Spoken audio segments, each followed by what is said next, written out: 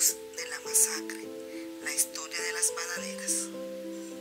Bienvenidos a Ecos de la masacre bananera, un viaje sonoro hacia uno de los episodios más oscuros de la historia colombiana, la masacre de las bananeras.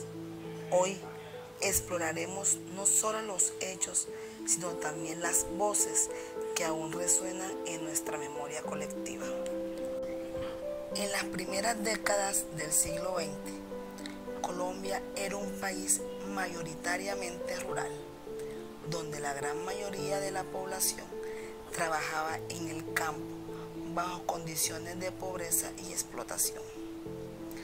Las regiones de las bananeras del Magdalena, en particular, concentraban una gran cantidad de campesinos y jornaleros que dependían de su trabajo en las plantaciones de banano, propiedad de empresas extranjeras para sobrevivir. La población trabajadora en estas áreas rurales incluían tanto afrocolombianos como campesinos, mestizos e indígenas, que vivían en condiciones de extrema precariedad. Estos trabajadores enfrentaban largas jornadas laborales sin accesos a servicios sociales y básicos, como la seguridad social, y carecían de derechos laborales. Esta situación generaba tensión crecientes entre las clases trabajadoras y las empresas que eran apoyadas por el gobierno. La región bananera de Magdalena estaba dominada por la United Fruit Company, una empresa estadounidense que controlaba gran parte de la producción de banano en América Latina. La United Fruit Company no solo era una de las empresas más grandes de la época, sino también un símbolo del imperialismo económico de Estados Unidos en la región. La economía local dependía casi exclusivamente de esta industria bananera, y la empresa que operaba con un poder casi total sobre las condiciones rurales. Los salarios eran bajos, los trabajadores carecían de protección social y la mayoría de los empleados vivían en viviendas insalubres, proporcionadas por la propia empresa. Además, los empleados no tenían acceso a contratos ni a derechos laborales reconocidos, lo que los dejaba en una situación de vulnerabilidad frente a las decisiones arbitrarias de la empresa. Las demandas de los trabajadores se centraban en cuestiones económicas. Querían un salario digno, la jornada laboral de 8 horas, el pago en dinero y no en vales canjeables únicamente en tiendas de la empresa, y acceso a la seguridad social. Estas peticiones buscaban mejorar sus condiciones de vida, que eran extremadamente duras.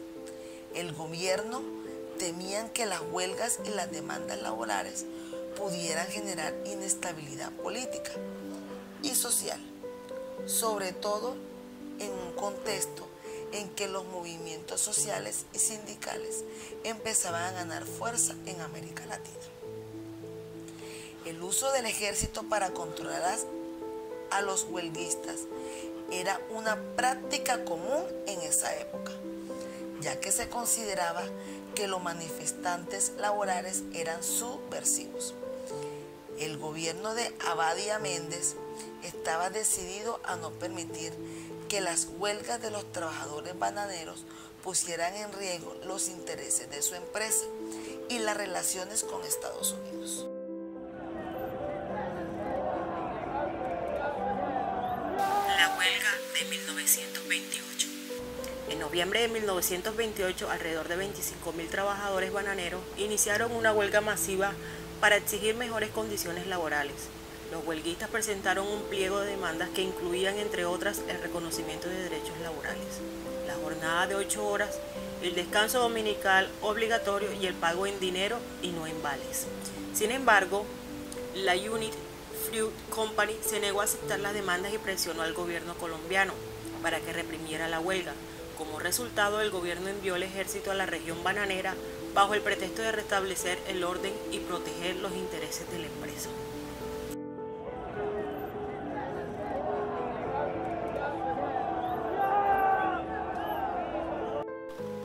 El 6 de diciembre de 1928 es recordado como una de las fechas más trágicas en la historia de Colombia.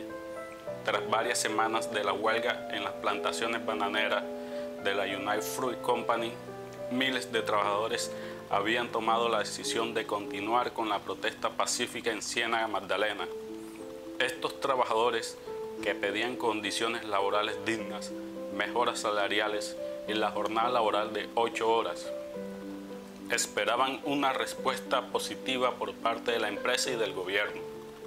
Sin embargo, en la madrugada del 6 de diciembre de 1928, las tropas del ejército colombiano, bajo las órdenes directas del general Carlos Cortés Vargas y con el respaldo del presidente Miguel Abadía Méndez, rodearon la plaza central de Ciénaga, donde se congregaban los huelguistas.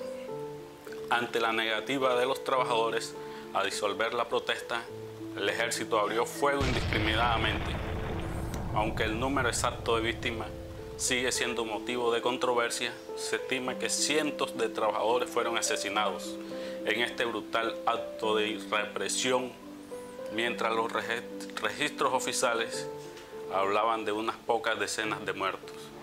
Testimonios de la época y más tarde las narraciones literarias de Gabriel García Márquez en 100 años de soledad sugieren que el número de fallecidos podría haber superado el millar. Testimonios y relatos de la masacre. Los relatos de los sobrevivientes y testigos de la época describen una escena de terror. Hombres y mujeres y niños que se encontraban en la plaza central fueron víctimas de una represión desmedida. Uno de los testimonios recogidos por la prensa de la época describe cómo las balas empezaron a sonar de manera sorpresiva. Sin embargo, y sin previo aviso, los trabajadores, en su mayoría desarmados, corrieron por sus vidas. El general Carlos Cortés Vargas, quien comandaba las tropas en el lugar, justificó la acción militar bajo la premisa de que los huelguistas se habían negado a dispersarse, calificándolo de amenaza al orden público. Se dice que el gobierno temía una intervención militar por parte de Estados Unidos y que la United Fruit Company había argumentado que sus intereses estaban en riesgo. Este pudo haber presionado a las autoridades colombianas a tomar estas medidas extremas. Consecuencias y reflexiones. La masacre no solo fue un ataque a los trabajadores, sino un claro mensaje sobre el poder del capital frente a los derechos humanos. Las secuelas aún persisten en la memoria colectiva del país. Los relatos de los sobrevivientes y testigos de la época describen una escena de terror. Hombres, mujeres y niños que se encontraban en la plaza central fueron víctimas de una represión desmedida.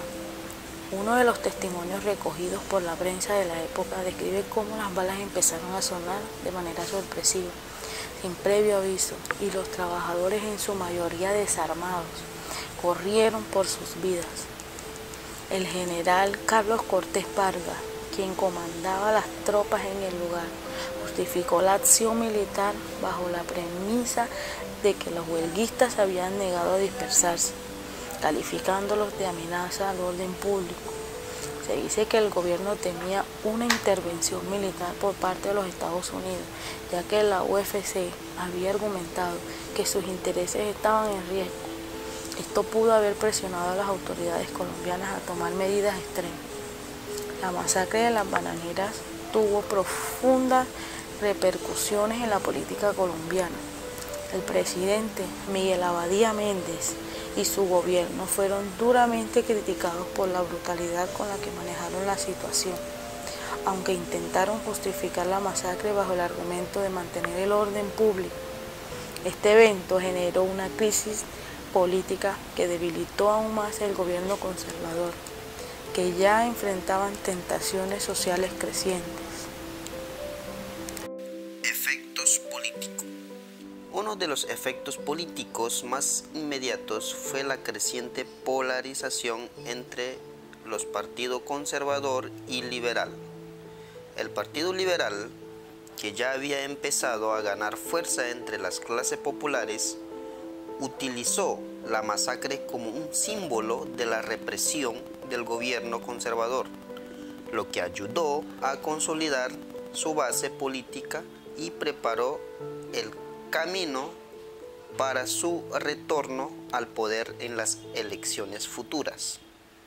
Además, la masacre marcó el inicio de un largo periodo de cuestionamientos hacia el papel del Estado en la defensa de los intereses de las compañías extranjeras por encima de los derechos de los trabajadores colombianos.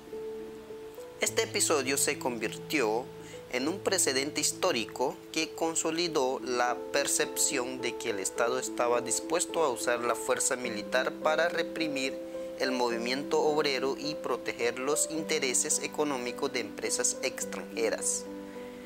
La masacre también dejó profundas cicatrices en la sociedad colombiana. Las familias de las víctimas, así como las comunidades locales, quedaron devastadas por la represión, el miedo y el trauma de la violencia.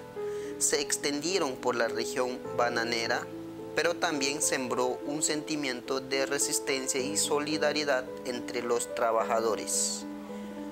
El evento se convirtió en un símbolo de lucha obrera en Colombia.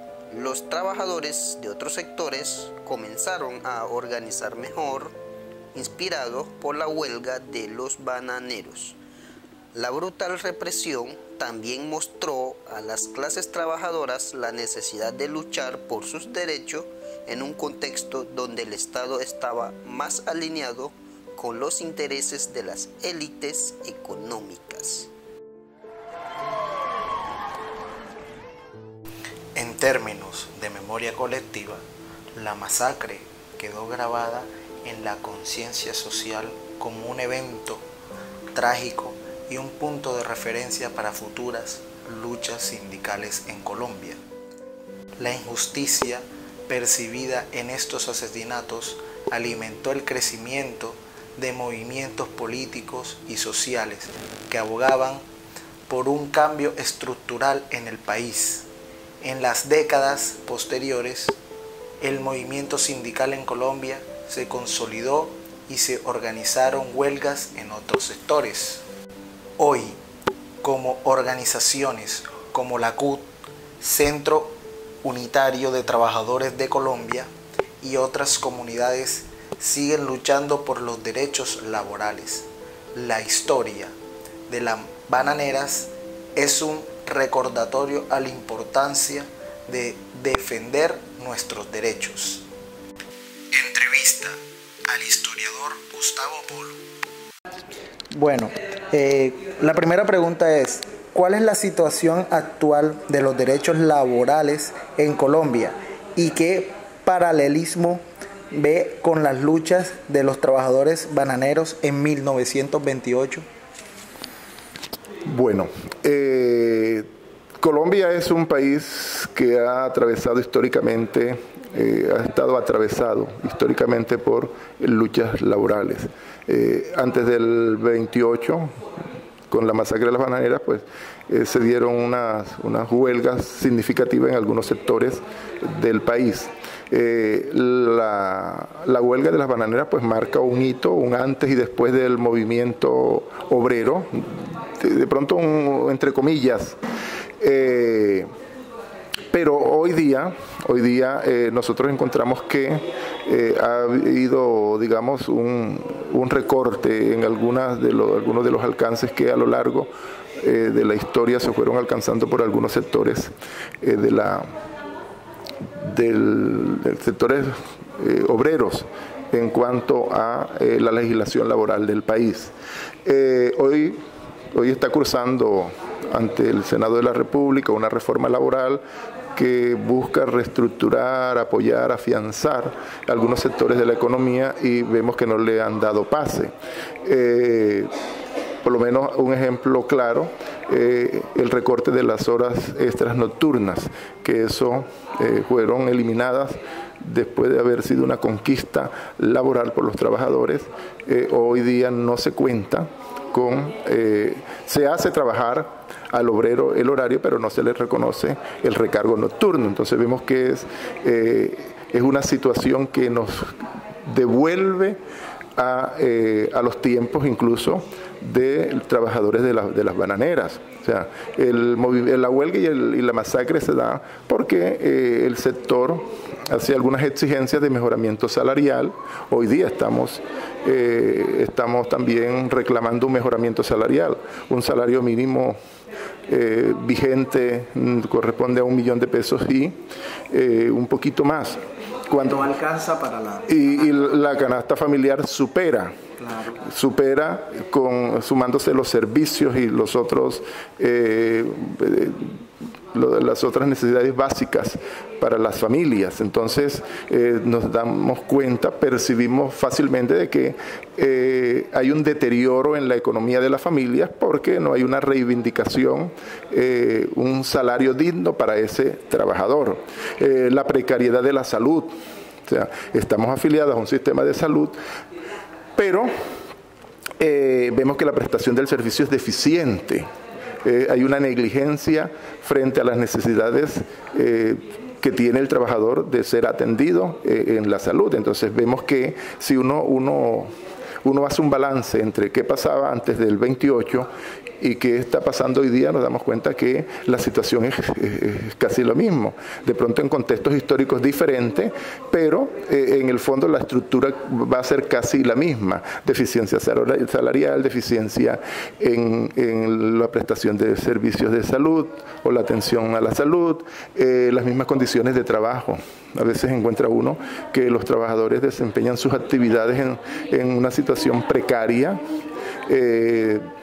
Hay en una construcción, un ejemplo así, en una construcción los obreros van sin las herramientas mínimas, o sea, no llevan las botas con sus botas, sus lentes protectores, sus guantes, sino que se les contrata, se les paga. No se les está afiliando también digamos a una ARL, al sistema de salud, al sistema pensional. Entonces la privatización también de las empresas ha generado eso. Entonces podemos concluir que digamos el fantasma antes del 28 y del 28 todavía persiste hoy día. Así es. Bueno, la siguiente pregunta es: ¿cree que la masacre de La Bananera ha dejado un legado importante en las luchas sindicales actuales? Bueno, se convirtió en un referente internacional. Hoy por hoy, bueno, en nuestro país, después de la masacre de Las Bananeras, hubo unos alcances en cuanto a la política laboral colombiana, que buscaba resarcir, mejorar las condiciones y darle unos ciertos alcances o mejorar prestaciones a los obreros. Queda en el imaginativo, en el imaginario colectivo del cienaguero, del caribeño, del colombiano y del elemento internacional, porque dentro de las conmemoraciones del 6 de diciembre de todos los años nosotros encontramos que hay la participación viva de muchos sindicatos de diferentes sectores, y no solamente nacionales sino internacionales, que buscan resaltar la fecha, darle la importancia que esa fecha tuvo. Entonces eso nos da a entender que hay una cierta dinámica y que sí ha marcado en el ámbito laboral internacional, ha dejado su huella imborrable.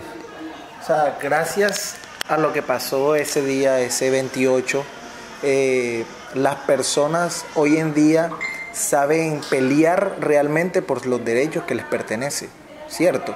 Totalmente de acuerdo, sí, vemos que la lucha se ha organizado de mejor manera. Creo que uno de los aprendizajes que dejó la masacre es la mejor organización del movimiento obrero. Correcto. Bueno, la siguiente pregunta: ¿cuáles son los principales desafíos que enfrentan los trabajadores hoy en día, especialmente en el sector rurales y industriales? Yo creo que la privatización ha sido uno de esos desafíos que de una u otra forma han ido reduciendo a esa clase obrera en particular. Nosotros tenemos que, bueno, el actual gobierno está dando como un suspiro al campo, incluso en la propuesta de la reforma laboral habían aspectos concretos para beneficio del campo, lastimosamente pues no pasó, pero nosotros encontramos que la privatización genera eso, o sea, primero que la vinculación laboral no es estable, entonces pues son contrataciones que no le, digamos, garantizan ninguna prestación al obrero, al campesino. Las importaciones también desempeñan un papel importante, o sea, reducen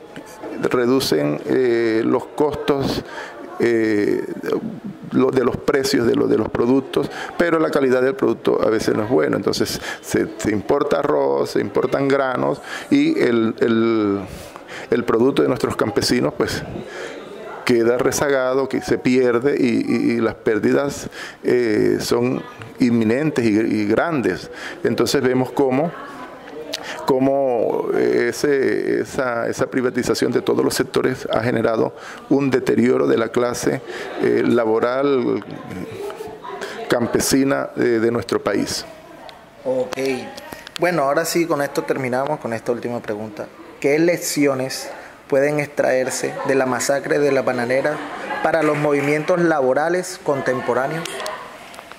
Bueno, yo creo que hoy día hay mayor preparación. Hoy día los sectores tienen gente muy cualificada y que las exigencias ya no van a ser, digamos, de facto, sino ya la negociación como un mecanismo para la consecución de los objetivos de la huelga. Entonces creo que el reflexionar en torno a lo que pasó ha generado que los organismos sindicales tomen conciencia para cambiar la estrategia de huelga. Entonces se hace la huelga, pero sobre todo se llegan a establecer mesas de negociación para la resolución del problema. Entonces eso es uno de los aprendizajes, creo yo, que podemos nosotros destacar de este suceso memorable y que hasta hoy día continúa, como te decía hace un rato, en el imaginario colectivo de los colombianos y de las personas que saben de él. Bueno, muchas gracias, profesor. Fue un gusto haberlo entrevistado y saber más sobre esta historia, porque es algo que nos pertenece también a nosotros, porque nuestra familia, nuestros antepasados estuvieron en ese 28. Muchas gracias, profesor, y nos vemos. Gracias por acompañarnos en este recorrido por la historia olvidada pero vital de la masacre de la bananera. Recordar es resistir. Hasta la próxima.